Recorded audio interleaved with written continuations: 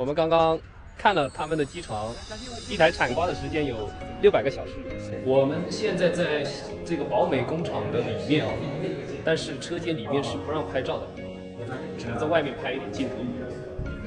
这里生产的机床基本上都超过200万锐朗以上一台，主要做坐标躺，还有就是多轴的复合车铣复合加工中心。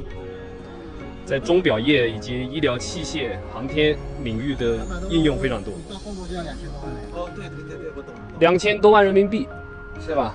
纽维那台问过是2000多万人民币，它是200万，再加上关税，200万欧加上关税，对啊，其他服务费，300万，不是300万。这个工厂它是里面是一个就是双层结构的恒温车间，里面的温控制在就是温差控制在0.5度以内。 太牛了啊！所以做出来都是母鸡级别的精度。